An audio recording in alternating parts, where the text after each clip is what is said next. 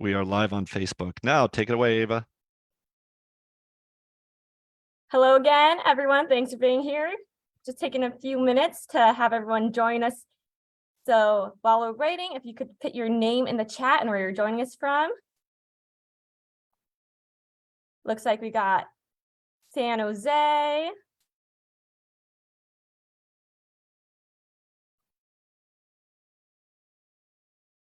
More San Jose.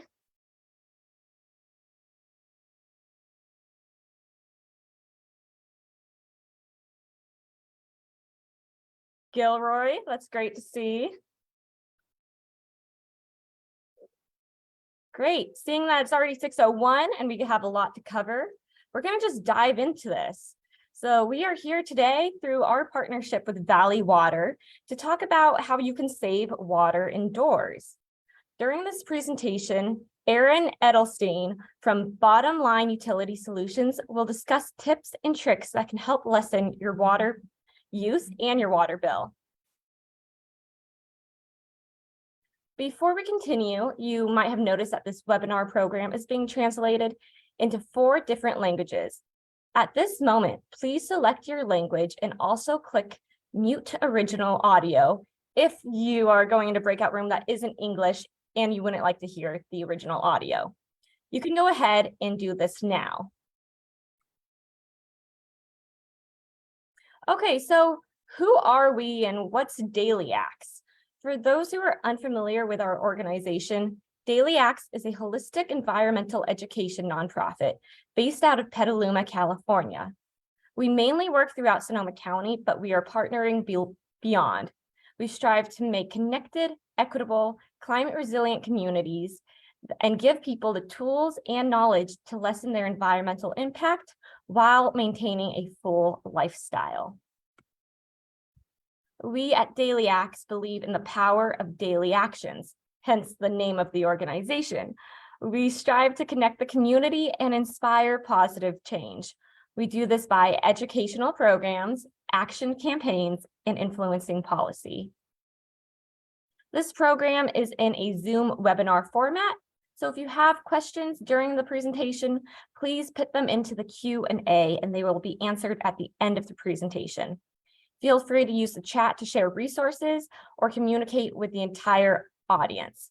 Again, questions in the Q&A and comments in the chat.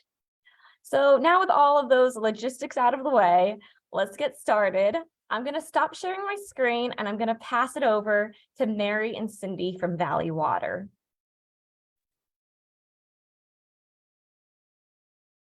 Good evening. Thank you for joining us today. My name is Cindy Torres, and I am a water conservation specialist with Valley Water. We also have with us Mary Seymour and Aaron with Bottom Line Utility Services as a guest speaker. Today, we will be providing you with the presentation on indoor water conservation. Next.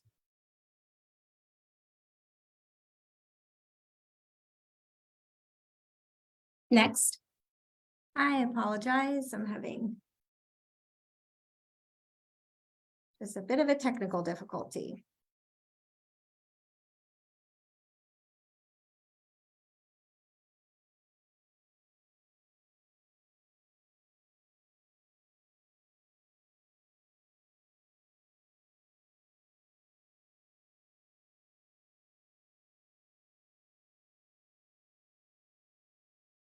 So sorry, but I'm unable to go to the next slide. Cindy, do you mind sharing your screen? Sure, just a second here. I apologize, folks, for the technical difficulty.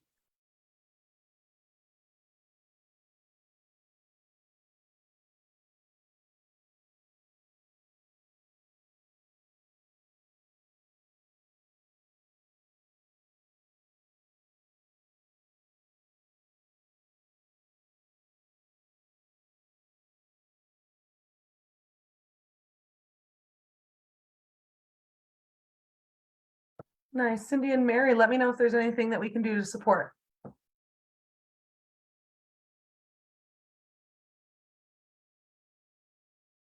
Thank you.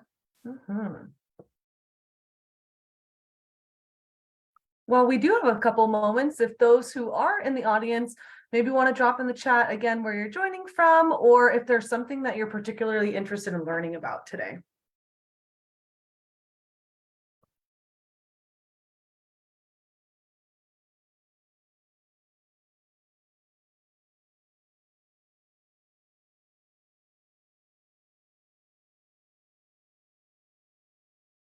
So Cindy, when you go into the sharing, you would select share screen and then go to advanced and then point of area for the sharing. And you can select just the PowerPoint so as to not share your notes.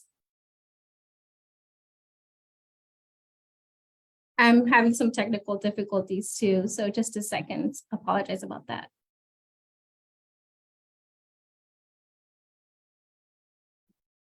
Bruce, thanks for engaging in the chat. I see that Bruce would be interested in how to detect water leaks. Their faucet sputters with air every morning.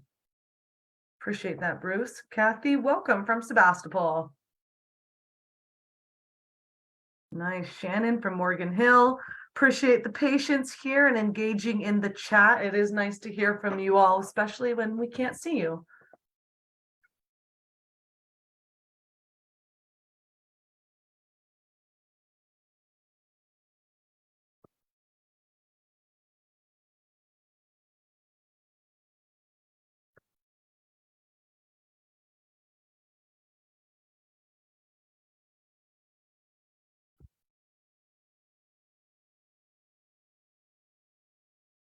Nice, Cindy.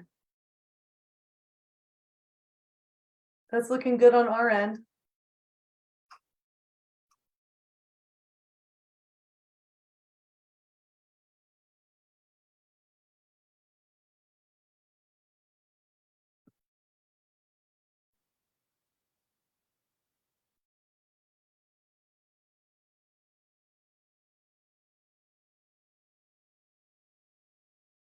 All right, apologies about that. Let's get started.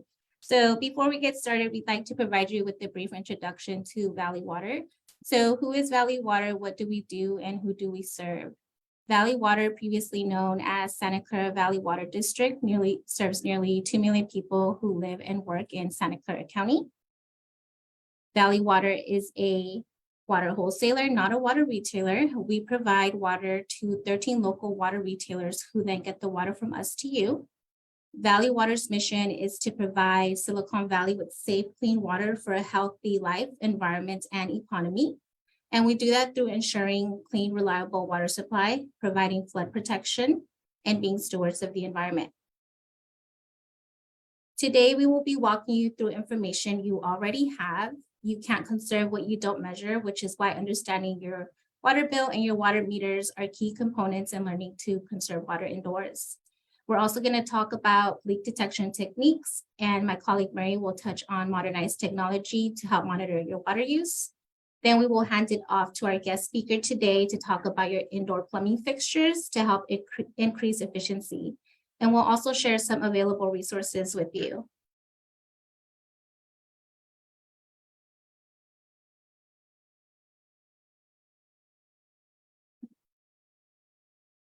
Sorry about that. So let's talk about water bills. Bills are not complicated if you know where to look for the information you need. Water bills will vary by retailers, but they're all going to have a very similar structure. They're going to have taxes, fees, some type of standard meter charge based on the size of your meter, and they'll likely be a volumetric charge. Today, we will be using a San Jose Water Company bill as an example. As you can see, sections 1 and 2 are very straightforward. In section 1, you have the account holder information, and in section 2, you have the retailer's contact information. Section 3 here, the billing information includes the service address, the billing period or date range for which you are being billed. This is important as billing frequencies will vary among water retailers. Some bill monthly and others, like San Jose Water Company, bill bi-monthly. And it's important to understand that in order to understand your water usage.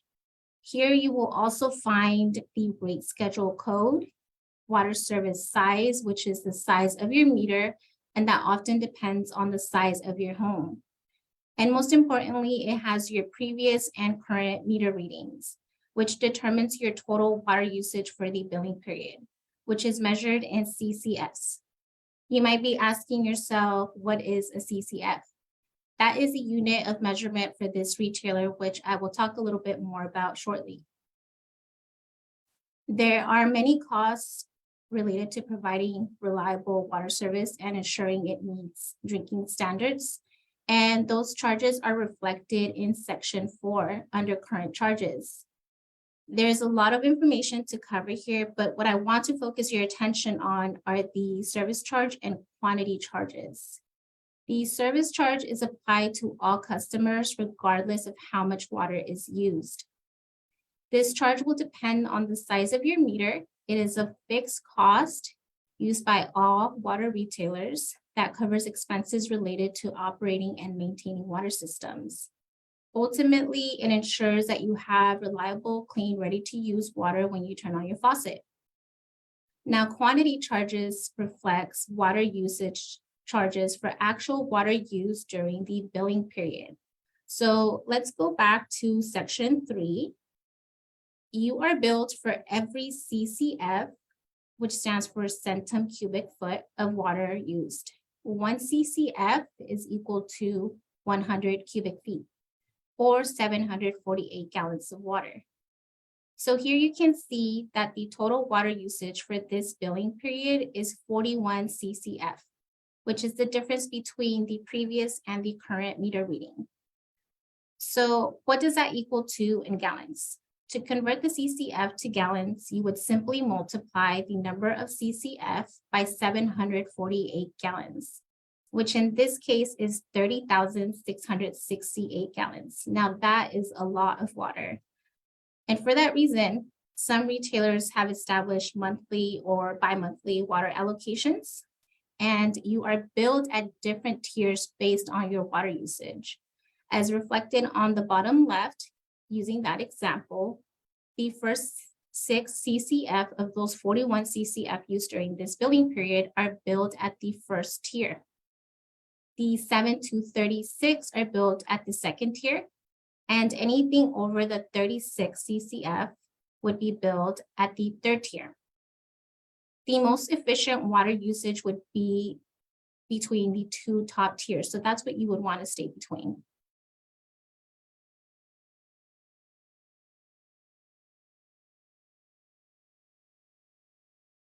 Your bills will more than likely also include a consumption history, which will reflect your usage for the current and previous year. It will provide you with a breakdown of units used in CCF and gallons, the number of days for the billing period, and the gallons used per day. The consumption history is important to understand your water usage trends as they vary by month or season. Understanding your water bill will also help identify leaks if you were to receive a water bill that's for some reason higher than normal or outside of your usage trend.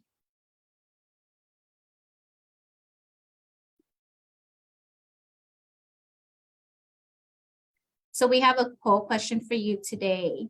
And the question is, have you ever checked your water meter before?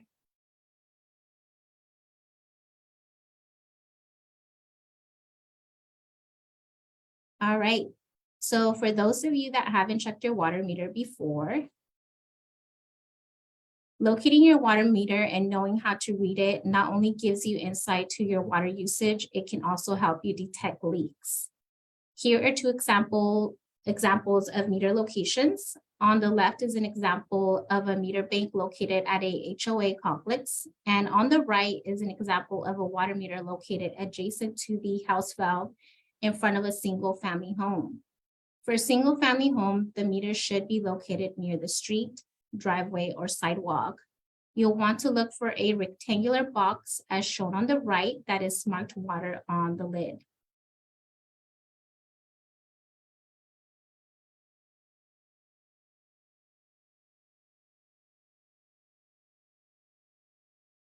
So inside of that box, you will find your water meter. The majority of meters in Santa Clara County are analog meters as shown on the left and center photos. However, some retailers are moving towards smart meters or digital meters that use advanced meter infrastructure technology, or AMI for short, which Mary will talk about later on. But for now, let's focus on the analog meter. The numbers that correspond to the water bill that we just talked about are written in black and are highlighted in the red box. Similar to your car's odometer, the numbers are read from left to right, and instead of miles, it records cubic feet. Disregard the blacked out boxes as those measure units less than 100 cubic feet, and you are billed for every 100 cubic feet of water that you use. So 100 cubic feet is equal to 1 CCF, or 748 gallons. And 1 revolution of the sweep hand is equal to 7.48 gallons of water, which is equal to the 1 cubic foot. So as you can see here, this is the sweep hand and the flow indicator. So this meter reading has recorded 0081, which indicates the total number of water usage since the lifetime of the meter. If the meter were to read 0091 a month later, you have used 10 CCF of water for that period. To convert that into gallons, you would simply multiply 10 by 748, just as we did during the bill review. Learning to read your water meter can help you determine how much water you use for a single task, such as irrigating your landscape, and it can also help you determine leaks.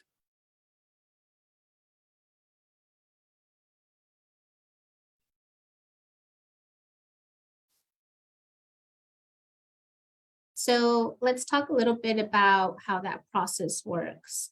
I'm going to walk you through some very easy to follow steps that can be found in Valley Water's indoor DIY kit, which is available through our online shopping cart at watersavings.org, which we will provide in the chat. The first step in determining leaks would be to turn off all water inside and outside of the home, making sure no one is using water during the testing period. Next, locate and check your water meter. Be sure to bring along a pen and paper to write down your meter read as well.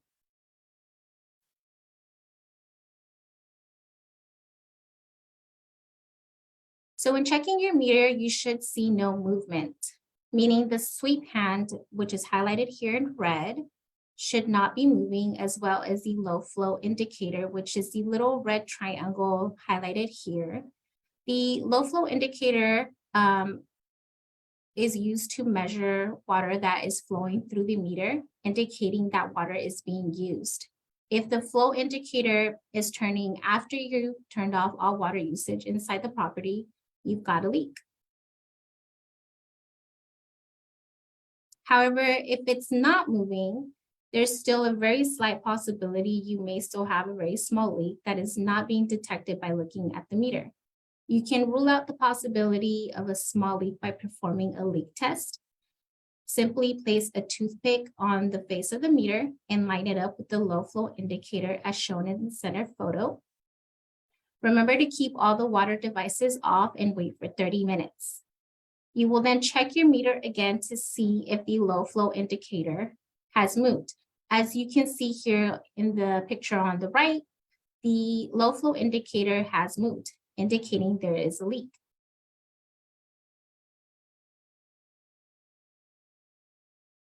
If you've indicated a leak, the next step would be to do the house line test. The house line is the pipe that connects from the meter to your house. It is typically adjacent to the water meter as shown on the left, but it may be on the side of your home somewhere else. The house valve is typically located below the hose bib and is shown in the center and far right photos. Turning it completely off will shut off all water on your property. If the low flow indicator continues to move after you've turned off the valve, then the leak is somewhere in the supply line from the meter to the shutoff valve. If the low flow indicator has stopped rotating, the leak is inside of the house somewhere.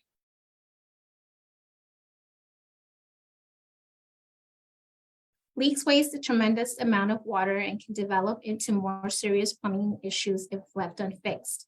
The average household leak can account for nearly 10,000 gallons of water wasted every year, and 10% of homes have leaks that waste 90 gallons or more per day. The most common types of leaks are found in toilets, dripping faucets, and shower heads. Erin will talk more about replacing toilets later in this presentation, but identifying and fixing leaks has so much potential in saving water. Valley Water offers resources to help with detecting and repairing these types of leaks, such as the indoor DIY kit, leak detection tablets, even replacement flappers and aerators. All of these items can be found on our online shopping cart at watersavings.org. I'll be handing it off now to my colleague, Mary. Thanks, Cindy. You can go to the next slide. Hey, everyone. My name is Mary Seymour. I'm also Water Conservation Specialist at Valley Water. And now that Cindy's provided us with a great overview of how to understand your water bill and some of the traditional ways for measuring and monitoring your water use and detecting leaks, you know, the old school ways of lifting up the meter and doing a meter test, I want to talk some more about some of the technological advances that have taken place and some of the ways that we can use technology to better monitor and measure our water use. And so that starts with an AMI, and Cindy was talking a little bit about AMI. Advanced metering infrastructure. Some consider this to be really the future of water metering. And AMI is, or some like to call it smart metering or digital meters. These replace the old analog meters that Cindy was referring to, and instead they enable two-way communication between the customer and the water utility. So these are installed, and these are your water meter. And instead of having a meter reader come around and, you know, measure your water meter once a month, these often come with a portal that customers can log into, and they can be read remotely. And the signal is sent to a server, and water use can be measured as close as up to an hour. So it really gives customers the ability to monitor their water use on a near real-time basis. And that's really beneficial. Like Cindy said, you can't conserve what you can't measure, but then it also has the capability of sending leak alerts. So often retailers can set thresholds for flow rates. And if the water meter indicates that the flow has exceeded that amount, these AMI have the capability of sending alerts to customers for high water usage. So these are really great tools. Valley Water is cost sharing with our water retailers for deploying AMI in our service area. So our water retailers, several of them are in some level of deployment of AMI. So you may have already had your water meter switched out with an AMI meter. If you're interested in understanding whether AMI will be deployed for your home in your service area, we encourage you to go to our website and search Find My Water Retailer and get in touch with your water retailer, and you can ask those questions about when AMI will be deployed. You can go to the next slide. And now this is another option. Flow monitoring devices are another option for accurate water monitoring and getting a really clear understanding of what your water usage is. This is kind of an alternative to AMI. Like I said, AMI is your water meter. That's owned and monitored and managed by your utility. And flow monitoring devices, on the other hand, these are in addition to your water meter. So these don't replace your water meter, but these are really cool because you can attach these to your water meter and you can manage them yourself. And they can provide you more data about your water usage than you would normally get in your typical monthly water bill, or if you don't have AMI for your household yet. So there's several models and makes of these on the market, and as a government agency, Valley Water doesn't promote any one particular model, but I've got a few of them listed here, and they all have like slightly different capabilities and slightly different features. So I encourage anybody who does not have AMI, I really encourage folks to research these flow meters and to see which one could be right for them. Like I said, like the Flume, for example, that just straps onto your meter. And then one thing that is common among all of these makes and models is that they come with an app on your phone.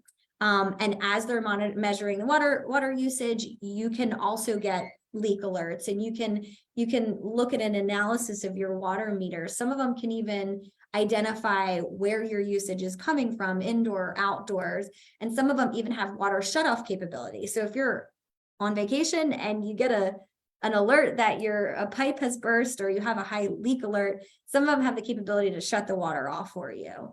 So there's great water saving potentials. Like Cindy said, leaks are such an issue among homeowners and even businesses. So having a better understanding of your water usage with this like accurate monitoring is a really helpful tool. You can go next. And if you could just shift the screen a little bit, Cindy. Another option, I just want to cover all of the options, the different technologies that are available for water monitoring. So another option is flow sensors and landscape irrigation meters. And I know we're focusing on indoor water usage, but I do just want to cover all of the options available. So landscape irrigation meters are just that. They are intended to specifically measure the water to your landscape. So these are often used, for example, at commercial sites, HOAs, anywhere where there's a high water usage. They really want to like parse out the indoor water usage and the landscape water usage. So then you can get an idea of really where that water is being used, whether it's indoors or in the landscape. So that's what landscape irrigation meters are. It's a specific meter specifically for your landscape. And then flow sensors are another device that can be used in conjunction with your irrigation controller. And they do just that. They sense the flow going through the irrigation valves. And if they indicate a high water usage for a broken pipe in your irrigation system, they can communicate with the irrigation controller and also have shut-off capabilities in some cases. So these are just additional technology, additional tools to reduce really water waste is what these get at in the landscape. And so I will be talking about this a little bit later, but Valley Water does offer a rebate for landscape irrigation meters and flow sensors. I'll talk about that a bit later. We can go to the next slide. And although we've primarily been talking about residential water usage, I do want to touch on some of the multifamily residential options that there are, and those are submeters. And so submeters are specifically for multifamily complexes. Again, these are HOAs, apartment complexes, mobile home parks, and oftentimes those are on one master meter. So although they may have 200 units, there's one meter that measures all of that water use. And then the water bill is broken down from that for the individual tenants. And that can be problematic for leaking infrastructure or encouraging conservation if you can't conserve what you don't measure. So submetering is very beneficial in that sense. And it is to install a water meter at each of the individual units that can monitor and measure the water for each of the units. And through a Valley Water pilot that was done in the year 2000, it found that submeters can save between 15 and 30% of water. And so there's significant savings when you can monitor water use at multifamily complexes. You can go to the next slide. And thank you. So some of the benefits of submeters, like I said, they help to find and fix leaks more efficiently. And in that study, it found that only 10% of units were using 50% of the water. So there's kind of an issue of like equity there, right? Like some people could be using significantly more water in some units, and the water bill is just dispersed evenly. So accurate measurement allows for and encourages conservation. So that covers submeters. You can go to the next slide. And just want to provide a little bit of information on some of Valley Water's programs. First and foremost, like Cindy said, at watersavings.org, we have an online shopping cart where you can order free items to help you save water in your home. Those include, like Cindy said, the DIY indoor survey kit. I encourage everybody to order this. It's for free. We'll ship it right to you. You could be your own leak detective and check all of your equipment for leaks. We give away shower heads, we give away aerators, hose nozzles, toilet flappers if you suspect you have a leak in your toilet. And then we have a multitude of resources, educational resources that you can learn some like simple practical plumbing fixes if you do find that you have a leak. And so there's just a multitude of information on watersavings.org that I encourage you all to check out. You can go to the next slide. And then finally, some of our programs, we've got rebates to provide for saving water. So first and foremost, we have our water efficient technology rebate, which is our WET rebate for short. And this is specifically for commercial properties. This is for businesses. We offer a customized rebate for replacing water using equipment with more efficient models. And like I said, this is customized. We offer up to $100,000 or 100% of the equipment cost, which is a sizable amount.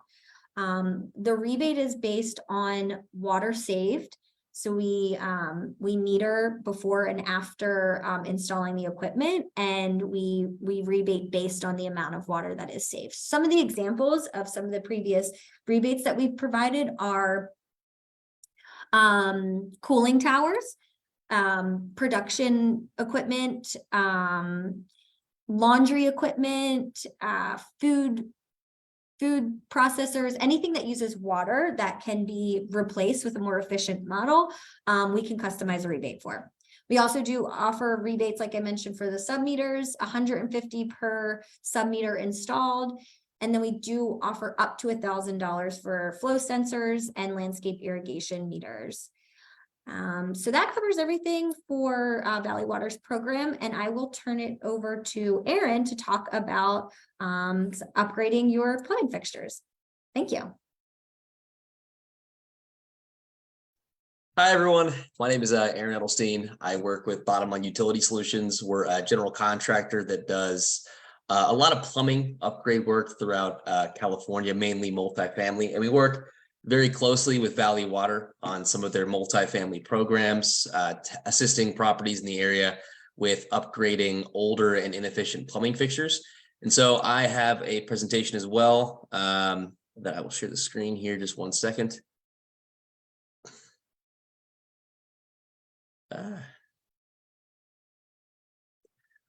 Okay, go with me here. So many people may think that shower heads or clothes washers might be the largest water wasters in their homes. But as Valley Water alluded to earlier, that actually is toilets. Toilets are a huge water waster, mainly because over time, the flappers inside of the toilets start to deteriorate. Usually it can be as early as 3 to 5 years. And a leaky running toilet can actually use up to 200 gallons of water per day. So replacing the flapper every 5 to 10 years can help to avoid these leaks. Another way around that, and I can get into this a little bit later, is leak prevention and detection fixtures. Detection fixtures go on the supply line of a toilet and will let you know if a toilet is leaking or running, so you can go identify that and fix it yourself, or call a local plumber to stop the leak. And there's also leak prevention fixtures, things that replace the flapper inside of the toilet and are designed to prevent toilet leaks and also aid in water conservation of your guys' toilets. Slide here. Oh, yeah. So ways to just use less water in your home. Obviously, toilets, we just alluded to it.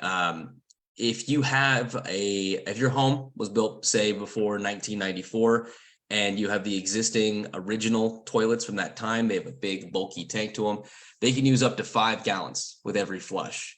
So replacing that with a water efficient fixture can get you all the way down to 1 gallon or 0.8 gallons per flush. We put in these fixtures all the time. We probably put in about 10 to 15,000 water efficient toilets throughout the state of California every single year. And we'll get into, water efficient toilets more in general here later in the presentation. Things like there's things you can easily identify. Say your shower head in your bathroom, you can quickly check. It's in small print, it's hard to see, but if it uses anywhere more than, I would say, 1.75 gallons per flush, then it's a recommendation to go even lower. Typically we recommend people put in a 1.25 or a 1.5 gallons per minute shower head. Concurrently, the same thing with the aerators. That's the little device on the bottom of the restroom and kitchen faucets.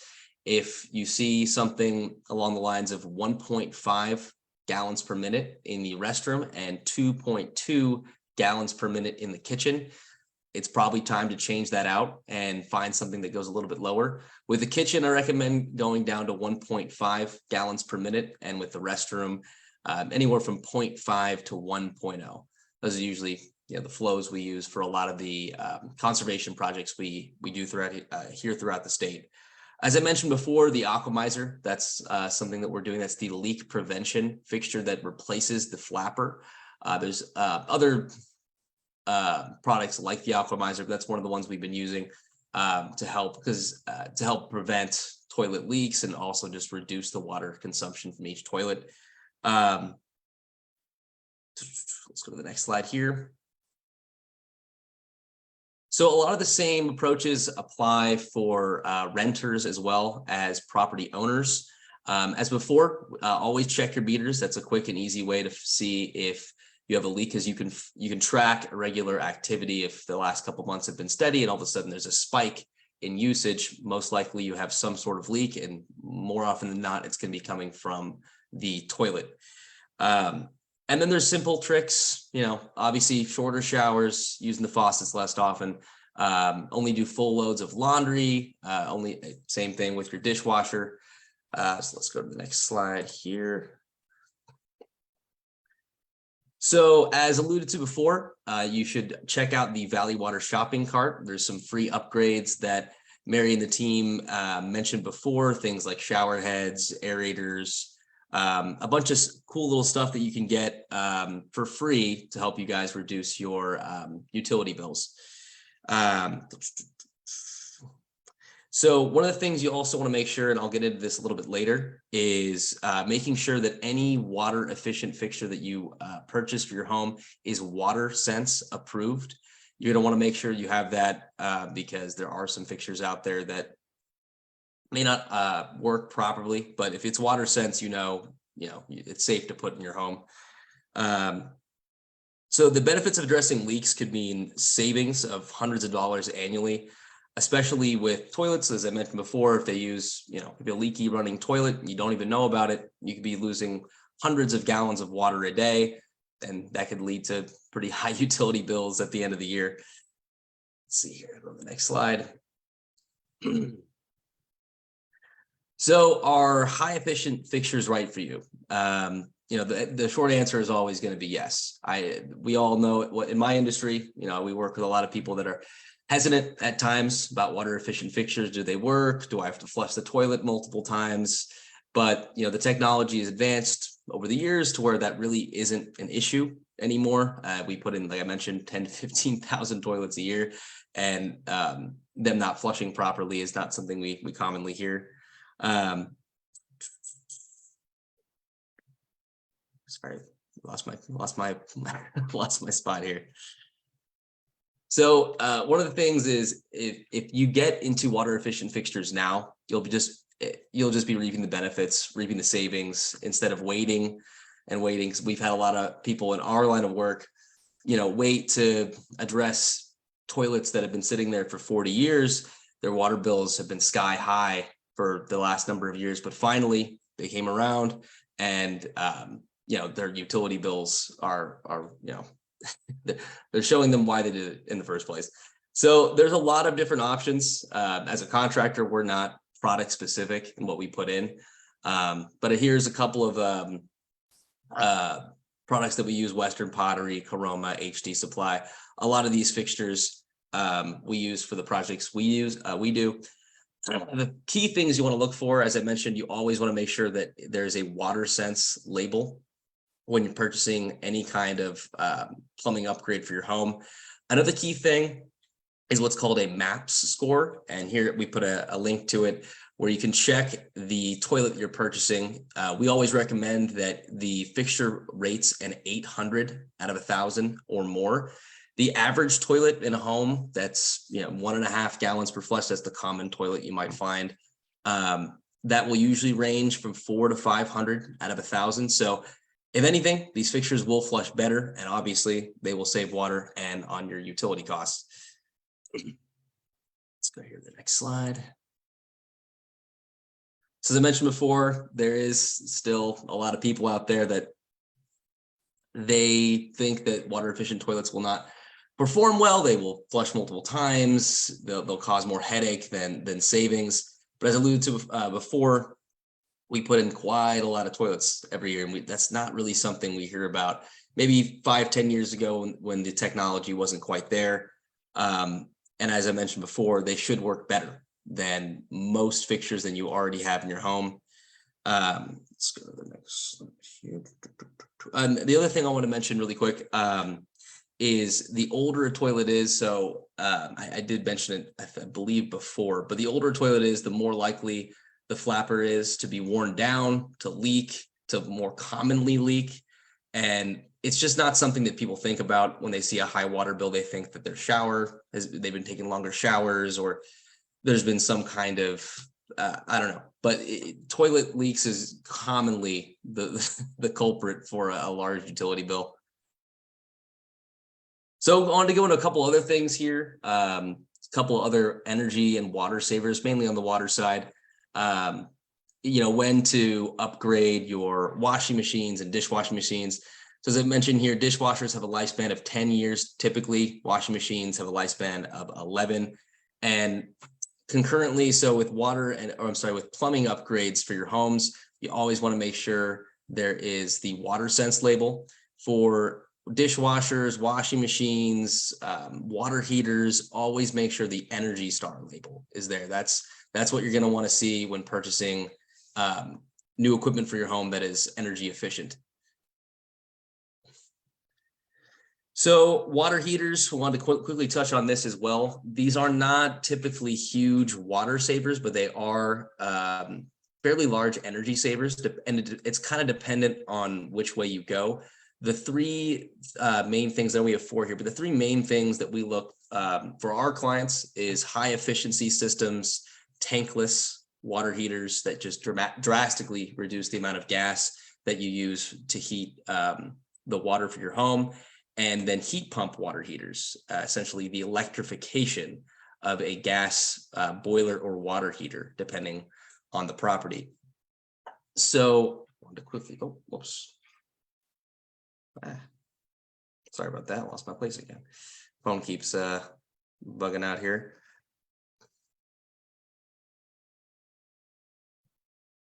So if you're looking for some one of the more common upgrades people look for just for their home is just a high efficiency water heater. We recommend, if looking for a new system, always look for a system that uses at least 83% efficiency or higher. Anything lower, they don't typically last as long, they don't perform as well, and you don't really get a lot of the savings. And typically price range, they're not too dissimilar. And one of the more interesting things is these heat pump systems. Obviously, you're eliminating the gas usage for your home. Your kWh usage, your electric usage would rise a bit from these systems, but your overall usage would decrease. And as mentioned before, with the dishwashers and washing machines, same thing. Want to make sure the Energy Star label is there before purchasing any new equipment for your homes. The next slide here. So water softeners, it's always a good idea to install water softeners in your homes. Hard water is a huge problem throughout the entire state. So if you remove the calcium and magnesium, it will help with, oh, I'm sorry about that. It'll cause a lot less problems for your home. Some of the things that are caused by this buildup of hard water, you get scale buildup on your plumbing fixtures, dry skin or hair, you get faded clothes, stained sinks or bathtubs, more frequent plumbing repairs, and a rise in utility costs. So it's always a good idea to address hard water by getting water softeners for your home. And finally, as I mentioned before, there's a lot of great incentives that Valley Water has to offer. Toilet flappers, shower heads, aerators, a lot of freebie, easy stuff that you can install in most cases by yourself that will go a long way in reducing your utility costs. And as before mentioned, always look for the WaterSense label and the Energy Star label, depending on the equipment you're purchasing. And lastly, as mentioned many times throughout this presentation, toilets will always be key. If you see a sharp rise in your water usage, most likely the culprit is going to be a leaky running toilet. And that concludes my side of things. So thank you everyone for tuning in, and I will pass this back over to Valley Water.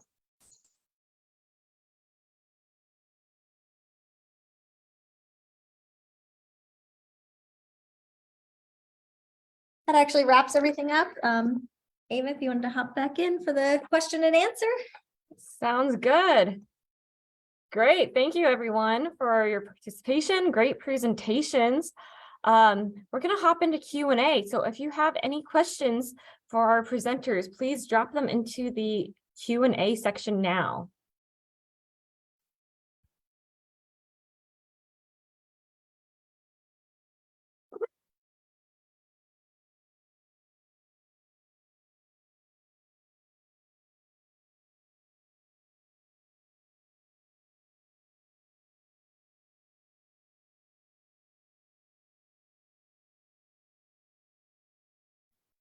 Clearly, all of our presenters were so thorough.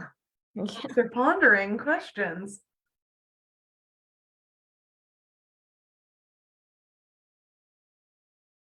I see that there's a question in the chat.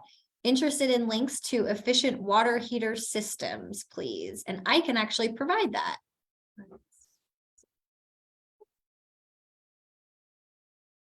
Thanks, Mary. And I also want to just uplift that we will be sending a follow-up email with additional links and resources.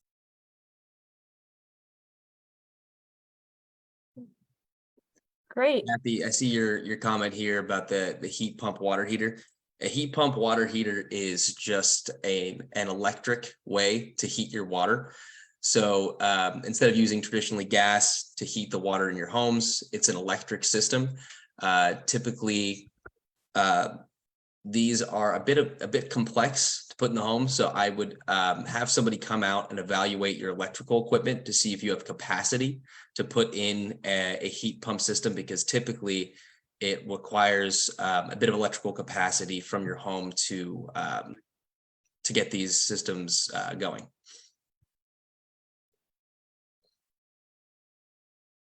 Great. Thank you. It looks like we have some more Q&A questions.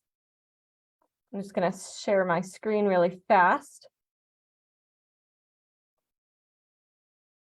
Okay, another question we have is from Bruce. Thank you, Bruce. It says, I have a well with a water system that serves 2 houses and a small 2-acre vineyard. Can you provide advice about what meters I need in cost? Yeah, that's a good question. So we offer a rebate for well meters. And I think what I could do, Bruce, is I'd like to have like more of a conversation with you, and maybe we can chat some more about that. So could you share your contact information? We can talk about what you're interested in, and if Valley Water has any resources to provide. Great. Thank you. And Bruce, if you'd like to drop your information, you can send it directly to Mary via chat.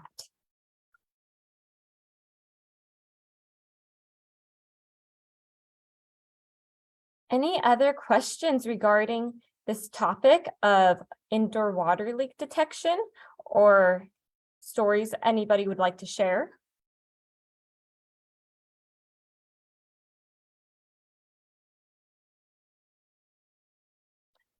Here we go. What is the average life of a water heater?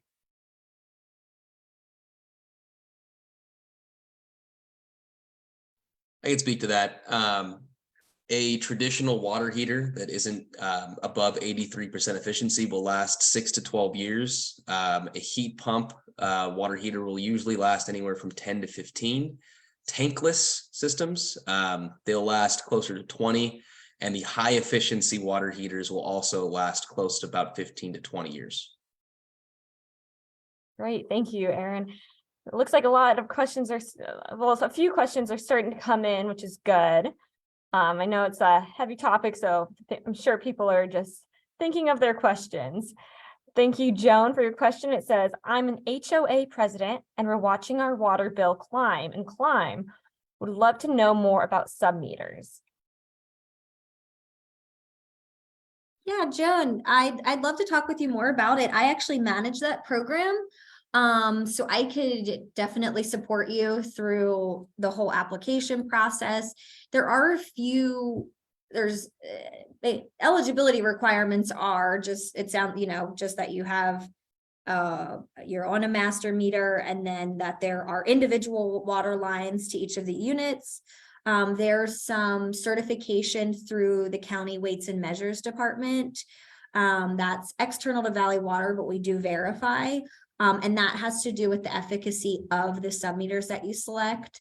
And so there's a couple of different criteria and qualifications. So I'd be happy to have a conversation with you, Joan, if you'd like to provide your information, and we can work through the application process.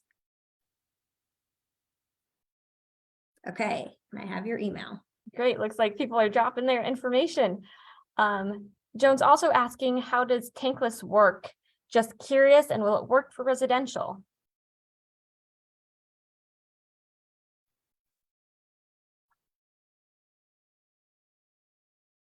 The short answer is yes, it will work. Tankless systems will work for residential. Essentially, they heat water instantaneously without the use of a storage tank. Typically, you have a storage tank along a big storage tank as the water heater. So when the hot water is turned on, cold water flows through the heat exchanger in the unit, and either a gas burner or an electric element will heat the water. Great. Any other questions for the panelists? Okay, if there are no more questions, I'm gonna conclude this presentation, and I'm gonna give a special thanks to our sponsors as well. So without our sponsors listed here, programs like this would not be possible. So thank you to all of our sponsors, and thank you to all of you. Thank you to Valley Water. If you have any questions, feel free to email me at ava@dailyax.org, or you can call the number here on the screen. You can also contact Valley Water. Oh, I do see some more questions coming in. So let's do one more since we're here. Is tankless better than the heat pump system you described? I wouldn't say it's better. It's just different. You know, the push for, well, it's worth noting this, Joan. California did pass a law that by 2030, gas boilers and water heaters will not be sold in the state. So eventually everyone here in the state of California will need to make the switch to electric systems. So I would recommend going on PG&E's website. They may have some incentives for electrification for residential homes, because it is worth looking into this now while there might be some incentive help, because a heat pump install is traditionally a bit more expensive than tankless or a high efficiency system. Great. Thank you, Joan, for all your questions. Thank you, everyone, for all your questions. And Aaron, Mary, and Cindy, that was a wonderful presentation. And I feel that I gained a lot from it, a lot of understanding of what in the house is causing leaks and could be more efficient. So thank you all for participating. We do have another program coming up on April 13th, and you can find the information that's on programming irrigation schedules and maintenance for irrigation. And you can find that at dailyacts.org/upcoming events. As you log off, there will be a survey that will pop up at the end. It'll take you to a link for a survey on this program. So it would be very helpful if you fill that out so we can improve our programs in the future. So thank you all. Thank you again, Aaron, Mary, and Cindy, and hope everyone has a wonderful evening. Thank you, everybody. I also want to add for our panelists and our hosts, I just sent a calendar invite for us to debrief. Thank you all. Thanks, everyone. Have a great night.